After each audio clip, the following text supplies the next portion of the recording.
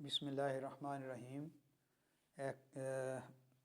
मैं सर राना इकरामुल हक आपको अस्सलाम वालेकुम कहता हूँ। और आज हम एक्सरसाइज 13.1 ये क्लास 8 की मैथ की बुक में से स्टार्ट करते हैं। और उम्मीद है आप लोग जो है वो खुश होंगे और मैथ को समझते हुए एंजॉय करेंगे और इसे पूरी लगन के साथ करेंगे। अल्लाह आपके ज़िंदगी में आने वाली कामयाबियों को के मराहल को आसान फरमाए। तो शुरू करते हैं जी। एक्सरसाइज 13.1 का क्वेश्चन नंबर 1 है, आ कॉइन इज़ टॉस्ड 3 टाइम्स।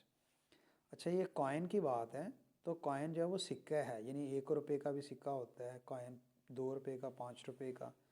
तो हम यहाँ पे कॉइन के पहले जो है वो देखते हैं इसके बारे में, कॉइन के बारे में हम आगे थोड़ी सी डिटेल देखते हैं। तो आप देख सकते हैं ये एक कॉइन है, ये देखें एक तरफ लिखा हुआ है 5 रुपये, दूसरी तरफ ये मून और स्टार की डायग्राम बनी हुई है। तो असल में ये एक ही कॉइन के दो रुख हैं। जिस तरफ ये आपको स्टार और मून नज़र आता है, हम इसका नाम रखते हैं कि ये कॉइन का हेड है। ये कॉइन का हेड समझा जाता है। जब हम टॉस करते हैं तो उसमें ये चीज़ ज़हन में रखते हैं। हम कॉल भी करते हैं कि कॉइन को जब उछालते हैं, फ्लिप करते हैं, तो हेड और टेल की आवाज़ से उसको टॉस को कंप्लीट करते हैं। ये वाला जो साइड है ये हेड होती है, और जहाँ पे अमाउंट है यानी रुपए लिखे हुए हैं, जैसे ये 5 रुपये का कॉइन है, तो इस साइड को टेल कहते हैं। तो ये इस तरह से कॉइन के हेड और टेल के बारे में हम जब क्वेश्चन करेंगे तो हमें ये चीज़ की ज़रूरत पड़ेगी। तो इस कॉइन के ऊपर देखें, चूँकि क्वेश्चन के अंदर एक्सरसाइज में ये चीज़ें आएंगी, जैसे ये अब देखें ये दो डायग्राम ऊपर दी हैं। एक ये जो है ये डाई है, डाई इंग्लिश में डाई कहते हैं। वैसे ये हम आमतौर पे लूडो का जो दाना होता है जिसके ऊपर 6 डॉट्स होते हैं मुख्तलिफ साइड्स के ऊपर, 1 से शुरू, 1 2 3 4 से 6 तक, और फिर इसके साथ ये कार्ड्स हैं, ताश के पत्ते। तो ये मुख्तलिफ कलर्स में होते हैं। ये भी हम इस एक्सरसाइज के अंदर जो है वो क्वेश्चन नंबर 6 आएगा, लास्ट क्वेश्चन होगा, वो कार्ड्स के बारे में है। उसके बारे में इंट्रोडक्शन आपको थोड़ा सा यहाँ से दे देते हैं। अब एक्सरसाइज की तरफ चलते हैं। ठीक है जी। आ कॉइन इज़ टॉस्ड 3 टाइम्स, ये क्वेश्चन नंबर 1 की स्टेटमेंट है, छोटी सी स्टेटमेंट है। तो इसमें उसने बता दिया कि एक कॉइन है वो उसको 3 दफ़ा टॉस किया हुआ है।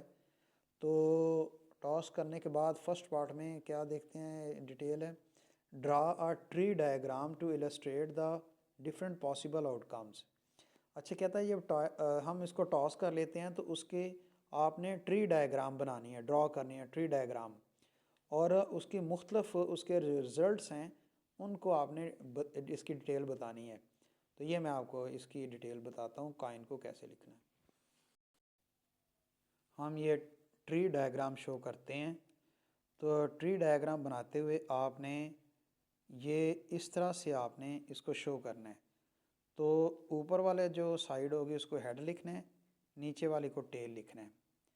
तो समझे कि ये एक कॉइन है, एक कॉइन की हमने यहाँ पे कॉन्सेप्ट दिया है कि ये हेड और टेल है। इस तरह से जहाँ पे हेड होता है ना, वहाँ पे आपने फिर एक और ड्रॉ करनी है, एक कॉइन ड्रॉ करना है। और इसके कॉइन को ड्रॉ करने के बाद फिर टेल के सामने भी आपने यही अमल रिपीट करना है। यहाँ पे भी हमने रिपीट किया। तो ऊपर वाला जो सिरा होता है उसको हेड कहते हैं, नीचे वाली जो लाइन है उसको टेल। फिर ये ऊपर वाला जो ऊपर वाली साइड है वो हेड है, नीचे वाली टेल है। तो एक कॉइन के सामने जो है ना, हेड के सामने एक कॉइन को हेड और टेल बनाया, टेल के सामने भी हमने, टेल के सामने भी हेड और टेल का एक कॉइन जो है उसका कॉन्सेप्ट दिया है। इस चीज़ को हम आगे कंटिन्यू रखते हैं कि इस हेड के आगे हम बनाते हैं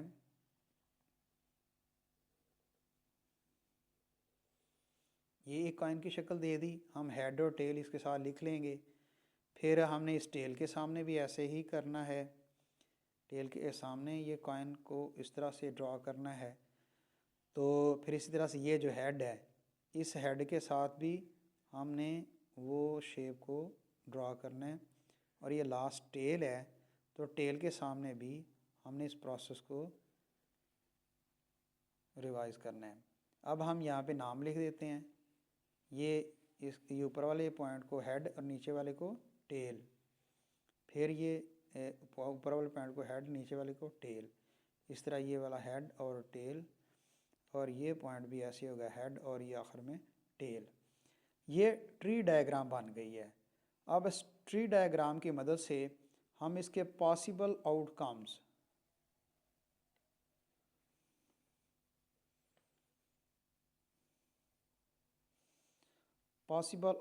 होते हैं, या हम इसको कहते हैं कि ये सैंपल स्पेस है। दो नाम है इसके, वो हम यहाँ इसके सैंपल स्पेस बनाते हैं। पॉसिबल आउटकम हमारे क्या आते हैं? तरीका क्या है कि आपने इस हेड को एज अ बेसिक रखना है, हेड के साथ हेड को आपने मिलाते हुए इसका आउटकम इस वाले हेड से आपने इसका आउटकम कंप्लीट करना है। फिर हेड को इस हेड के साथ पहले वाला जो वाला ये वाला कॉइन है इसकी टेल के साथ ज्वाइन करेंगे, हेड हेड टेल। अब ये कॉइन कंप्लीट हो गया इस हेड के साथ। अब टेल के साथ ये दोनों होंगे, हेड जारी रहेगा, हेड टेल हेड। इसके बाद हेड टेल टेल।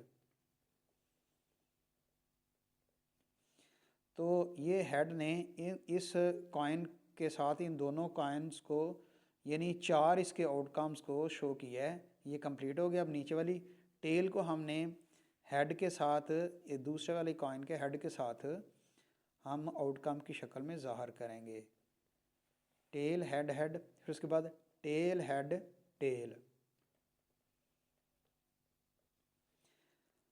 फिर ये करेंगे। अब ये कंप्लीट हो गया हेड के साथ ये कॉइन। अब ये टेल के साथ ये टेल मिलेगी और इसके हेड के साथ अटैच करेंगे, ये आउटकम बनेगा टेल टेल हेड, और आखिर में टेल टेल टेल। ये हमारे पास पॉसिबल आउटकम्स थे, या हम कह लें कि ये सैंपल स्पेस थी। और सैंपल स्पेस को लिखने का तरीका होता है the sample space becomes. Sample space हमारे पास क्या आ जाता है?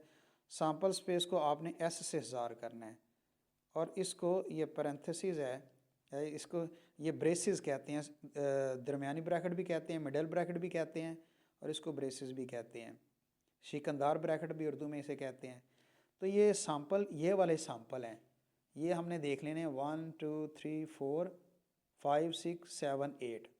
ये हमने तरतीबवार यहाँ पे इस ब्रैकेट के अंदर लिख देना है और साथ कॉमा डालते जाना है। हमारे पास सैंपल स्पेस में ये ब्रैकेट के अंदर हमने ये सारे आउटकम जो 8 बनते थे वो 8 के 8 लिख दिए हैं। और सैंपल स्पेस का अगर नंबर लिखना चाहें तो इसको ऐसे लिखते हैं, number of sample space equal to 8। ये आप स्टेप लिखना चाहते हैं लिख लें, ना भी लिखना चाहें तो कोई फ़र्क नहीं पड़ता। अब हम आगे नेक्स्ट पार्ट को सॉल्व करते हैं। तो इसका दूसरा पार्ट है, फर्स्ट पार्ट हमने सॉल्व कर दिया, ट्री डायग्राम हमने बना दी। और दूसरा पार्ट है find the probability of getting 3 heads.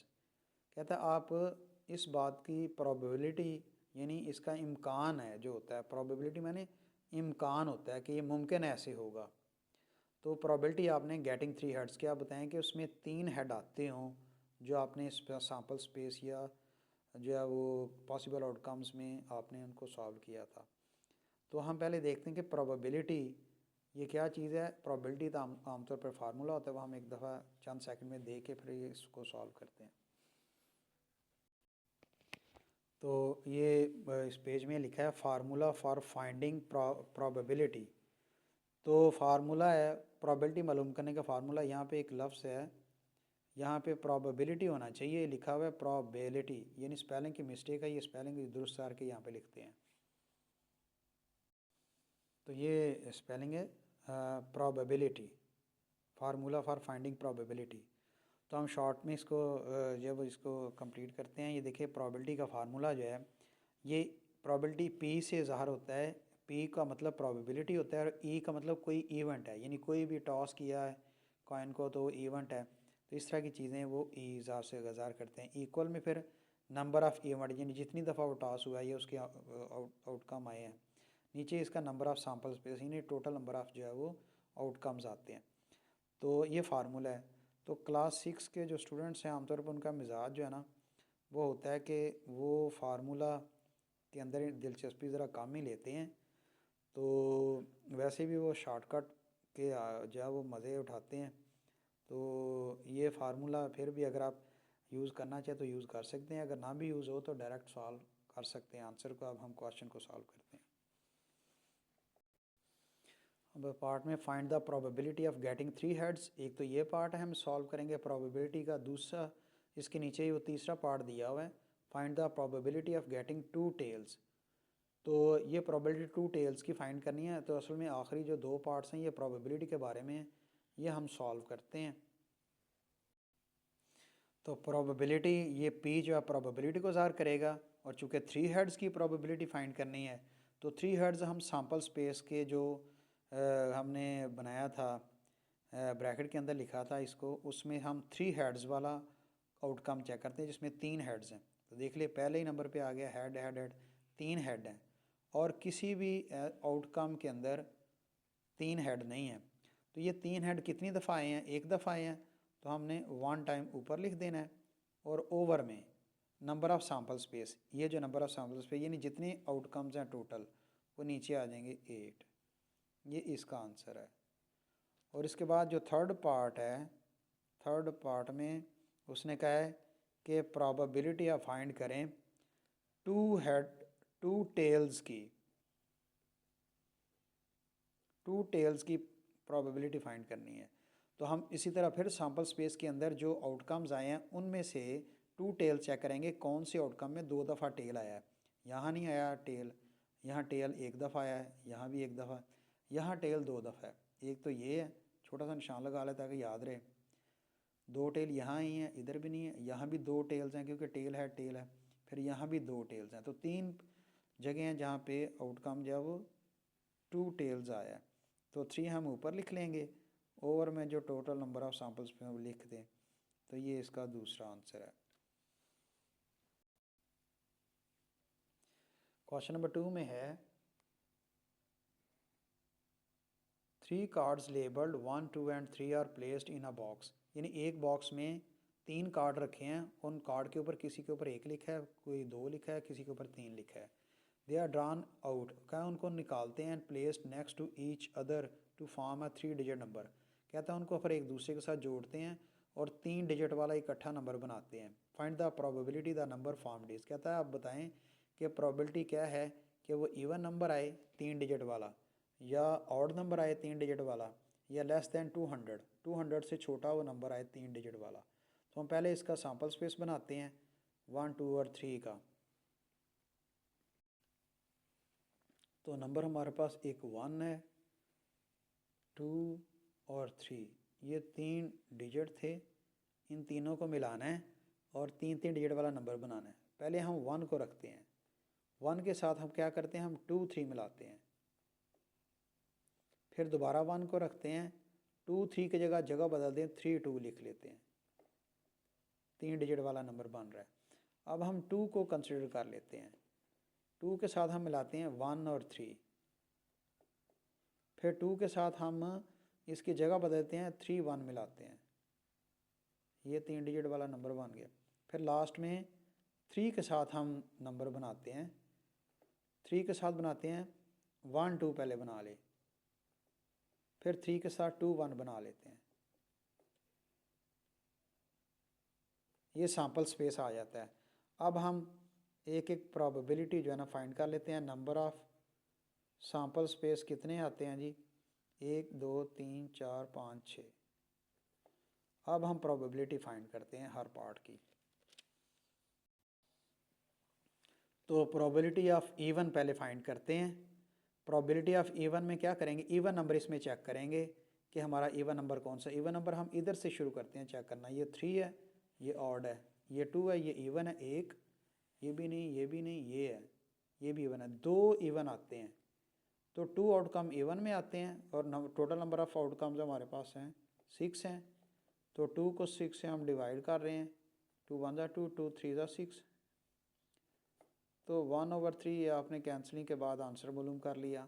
फिर प्रोबेबिलिटी ऑफ ऑड नंबर्स की फाइंड करनी है। ऑड नंबर देख लें यहाँ पे, इससे पता चलता है ऑड नंबर, ये 3 है, ये एक ऑड हो गया, ये नहीं है, ये ऑड है, ये भी ऑड है और ये भी ऑड है, 4 ऑड बनते हैं। 4 ऊपर लिखते हैं, नीचे टोटल नंबर 6, फिर 2 पे कैंसिल हो गए, 2 2 ज़ा 4, 2 3 ज़ा 6, 2/3 आंसर है। और थर्ड पार्ट है प्रोबेबिलिटी ऑफ, ब्रैकेट को ऑफ भी पढ़ते हैं, प्रोबेबिलिटी ऑफ लेस दैन 200।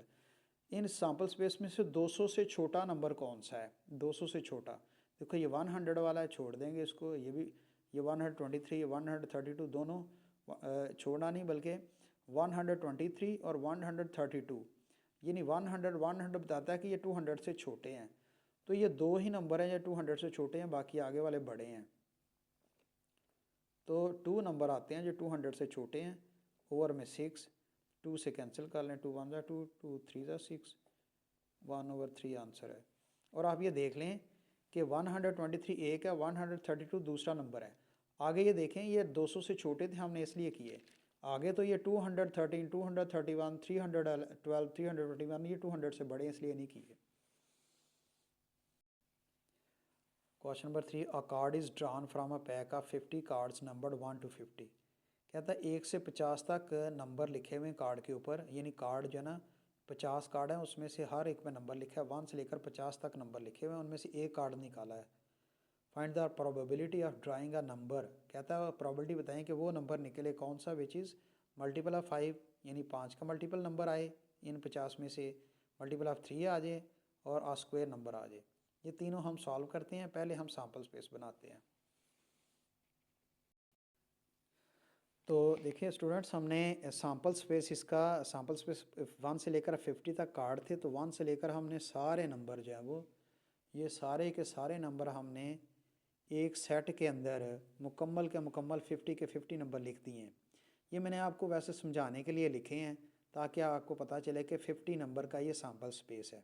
लेकिन हमें क्या करते हैं, और या दूसरा तरीका ये है कि हम सैम्पल स्पेस को मुख्तसर लिखते हैं, शॉर्ट में लिखते हैं। तो सैम्पल स्पेस लिख के ना 1 2 3 4 5 तक आगे डॉट लाइन लगा दें कि मतलब कंटिन्यू है नंबर, आगे 47 48 49 50। तो इस तरह से ये एक ही लाइन के अंदर डॉट लाइन की मदद से एक ही लाइन में ये 50 के 50 नंबर जो है वो काउंट हम कर सकते हैं। तो ये नंबर ऑफ़ सैम्पल स्पेसेस का 50 आता है। आगे हम फर्स्ट पार्ट में जो सॉल्व करना है मल्टीपल ऑफ 5, तो हम इसके अंदर से अगर हम यहाँ से देखते तो हमें बहुत से नंबर मिसिंग नज़र आते। तो मैंने इसलिए आपके लिए आसानी के लिए किया कि ये पूरे सैम्पल स्पेस के नंबर लिख दिए 1 से लेकर 50 तक। तो जब ये पार्ट आता है ना मल्टीपल ऑफ 5 के, 5 के टेबल पे आने वाले जो नंबर्स हैं 5 के टेबल में, तो वो आपने इसमें से लिखने हैं। तो आप देखें यहाँ पे 5 टेबल में हम 5 का टेबल ही पढ़ लें, तो 5 10 15 20 25 30 35 40 45 और 50, ये नंबर यहाँ पे हमने लिख दिए हैं। तो ये नंबर 30 के बाद 35 जो है ना ये मिसिंग हो रहा था, तो ऊपर लिख दिया 35, और ये 50 तक लिखे हैं। तो ये देखें कितने हैं नंबर आते हैं काउंट करके, तो हमें पता चल जाएगा। तो ये हम प्रोबेबिलिटी है, प्रोबेबिलिटी ऑफ मल्टीपल ऑफ 5, तो प्रोबेबिलिटी में ये हमारे पास नंबर काउंट करें तो 10 बनते हैं, तो 10 लिखते हैं, ओवर हम लिख देते हैं total number of sample space. तो इस तरह से ये 1 0 जो है ये 1 0 से ख़त्म हो जाएगा, ऊपर 1 बचेगा, नीचे 5 बचेगा, तो 1/5 इस का आंसर है। तो दूसरा पार्ट है मल्टीपल ऑफ 3, तो 3 का मल्टीपल नहीं, अब 3 के टेबल में आने वाले नंबर्स वो हमने 1 से लेकर 50 के दरमियान जितने भी 3 के टेबल पे नंबर आएंगे वो लिखने हैं। हमने लिख दिए 3 6 9 12 15 18 21 24 27 30 33 36 39 42 45 48, तो ये नंबर हमने लिखे। तो हम ये नंबर ही अगर जब हम काउंट करेंगे तो ये 16 नंबर बनते हैं। 16 हम ऊपर लिखेंगे, नीचे हम लिखेंगे 50, जो total number of sample space है। तो 2 से ये फिर कैंसिल हो रहा है, 2 8 ज़ा 16, 2 2 ज़ा 4, कैरी 1 आया 10 बन गया, 2 5 ज़ा 10, 8/25, ये इसका आंसर है। आगे थर्ड पार्ट है आ स्क्वायर नंबर। आ स्क्वायर नंबर क्या होता है, यहाँ पे हमने आंसर इसका डायरेक्ट लिख दिए हैं 1, 4, 9, 16, 25, 36, 49। तो इस स्क्वायर नंबर को ज़्यादा वजाहत से समझने के लिए मैंने आपको इधर नंबर लिख दिए हैं स्क्वायर नंबर के रफ वर्क में। तो ये 1 का स्क्वायर लें तो उसका आंसर 1 आता है, 2 का स्क्वायर लें 4 आता है, 3 का स्क्वायर लें 9, 4 का स्क्वायर 16, 5 का स्क्वायर 25, 6 का स्क्वायर 36, 7 का स्क्वायर 49। तो हमारे पास ये जो नंबर आते हैं ना 1, 4, 9, 16, 25, 36, 49, ये वाले नंबर हमारे स्क्वायर वाले नंबर हैं, स्क्वायर नंबर ये हमने यहाँ लिख दिए। तो इनको काउंट किया तो हमारे पास ये 7 नंबर बनते हैं। तो 7 ऊपर लिखा, नीचे हम 50 लिख देते हैं। तो ये आंसर है। तो लेकिन बुक के अंदर जो है ना उन्होंने इस 1 को कंसिडर नहीं किया, बाकी नंबर्स को उन्होंने कंसिडर किया, यानी 4 से लेकर 49 तक। तो हम बुक के मुताबिक जो अगर हम सॉल्व करें तो 1 को उन्होंने जब इस काउंट नहीं किया, बाकी डिजिट को काउंट कर लिया है, वो 6 बनते हैं। तो उस हिसाब से 6/50 करें तो ये 2 के टेबल में कैंसिल होता है, 2 3 ज़ा 6, 2 2 ज़ा 4 कैरी 1 आया, 10 बन गया, 2 5 ज़ा 10। तो 3/25 आंसर आता है। तो ज़्यादा सूटेबल आंसर जो है वो 7/50 है। तो 3/25 जो है वो बुक में आंसर था। तो आप दोनों ऑप्शन जो है वो पेपर में लिख दें, क्योंकि अगर बुक में करेक्शन ना हुई या सर ने करेक्शन ना कराई बुक में तो फिर हो सकता है कि आप ये आंसर लिख दें तो आंसर ये वाला चेक हो जाए। तो बहरहाल आप दोनों तरह से सॉल्व कर सकते हैं, लेकिन ज़्यादा बेहतर है कि 7/50 आंसर आए। तो हमने देखा सैम्पल स्पेस में 1 से लेकर 16 तक नंबर हैं। तो क्वेश्चन में भी ऐसे ही शो किया हुआ है।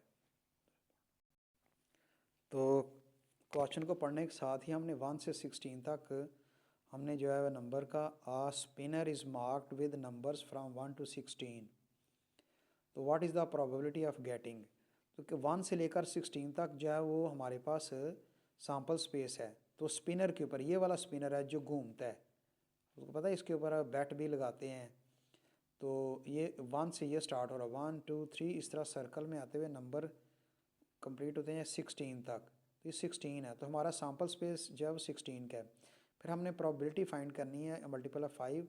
ये 5 पार्ट्स हैं, ये मैं आपको इधर से आगे सॉल्व कर देता हूँ। तो सैम्पल स्पेस में 1 से 16 तक नंबर हमने डिटेल से लिख दिए। आगे नंबर ऑफ सैम्पल स्पेस ये सारे नंबर 16 है। तो फर्स्ट पार्ट था आ मल्टीपल ऑफ 5। तो 5 के टेबल में आने वाले नंबर हमने लिखने हैं जो 1 से 16 के दरमियान में आते होंगे। तो 5, 10 और 15 था वो लिख दिए। तो अब इसकी प्रोबेबिलिटी फाइंड करनी है। प्रोबेबिलिटी क्या है, आ मल्टीपल ऑफ 5। तो हमने पहले पार्ट को लिखना होता है, उसके नंबर्स को, उसके बाद फिर प्रोबेबिलिटी में लिखना होता है। तो प्रोबेबिलिटी में हम देखते हैं कितने नंबर्स आते हैं, 1 2 3।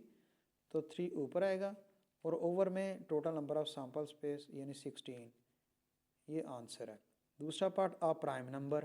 तो हम प्राइम नंबर वो होते हैं जो सिर्फ अपने टेबल पे आते हैं, किसी और पे नहीं आते। तो 2 3 5 7 11 13 ये इनमें मौजूद थे। तो ये कितने नंबर बनते हैं, ये 1 2 3 4 5 6।